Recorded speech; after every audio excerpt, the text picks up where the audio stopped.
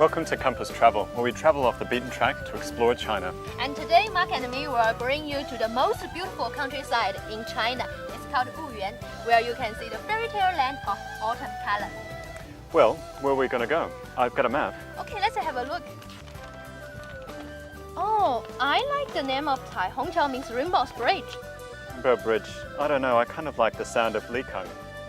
How do we decide it? Rock, paper, scissors. That's good. 1, 2, 3. Hey. Okay, we go the Rainbow's Bridge. Okay, let's go. On the way to the Rainbow Bridge, we found another lovely village. After climbing to the top of the mountain, we were excited by the amazing view. From here, you can see the whole village surrounded by water. The shape looks like a round pizza, so the locals also give the name as a round cake village. On this big cake, there are round and golden leaf trees as a decoration, and we also see here some brown things over the roof and roads. It looks like a chocolate, but I don't know what exactly it is. Let's go down and check out. This village is called Zhujing. Zhujing means the path full of chrysanthemum flowers. It's a lovely name, and so are the villagers living there. Here I am in the village where they make the special tea tree oil. What they do is that they actually collect the tea tree oil seeds from the trees behind here in the mountain. The villagers will actually start collecting them in September.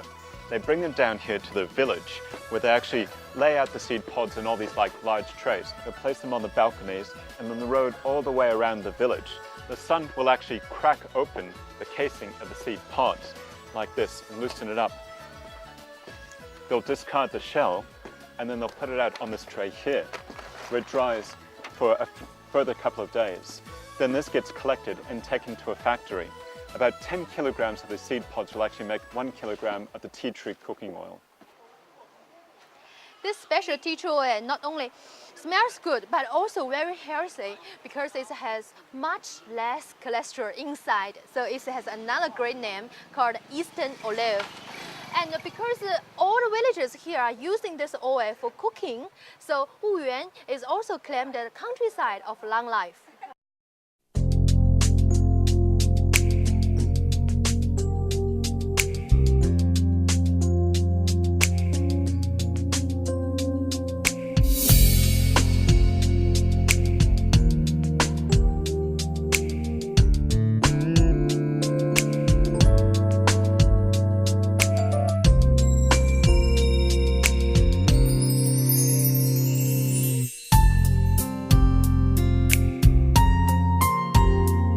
Discovery of Eastern olive were close to Jinghua Village, where the Rainbow Bridge is located. All the material on this bridge is made from wood, including this little nail. And why the builders in South Song Dynasty used the wooden nail instead of metal one? Let's find out from local.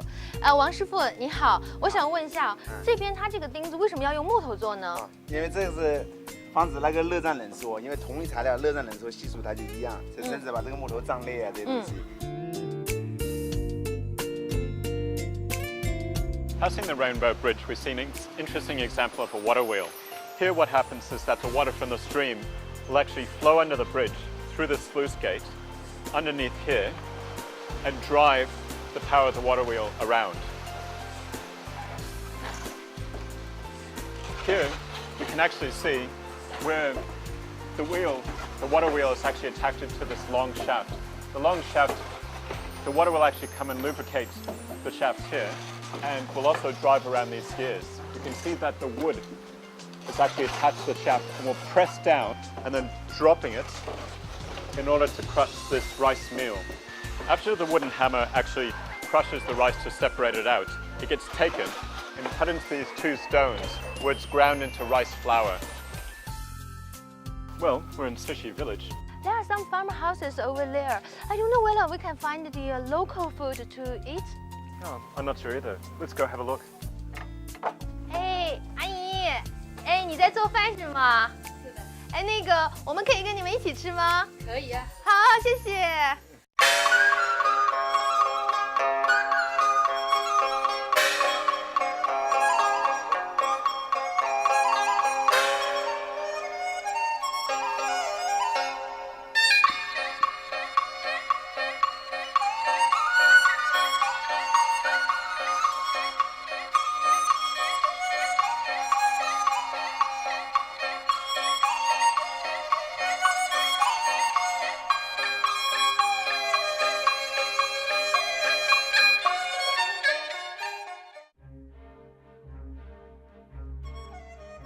This 280-year-old Hui-style house is typical of its architecture in that it's designed to be centered around this square courtyard with 4 sides around it.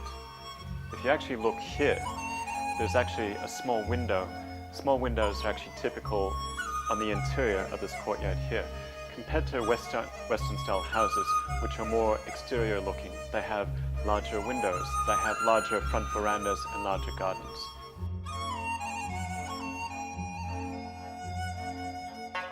Grandmother Yu is the most senior person in this house. She has lived here for over 60 years since she was an 18-year-old. Her husband passed away earlier, and she brought up 4 children while maintaining the house on her own. Now, houses like Grandma Yu's are fewer in China. Younger generations are getting less and less familiar with many handcraft works and traditional architecture skills. As the world becomes more urbanized, we hope our children can still stay in touch with our traditional heritages and learn to cherish it forever.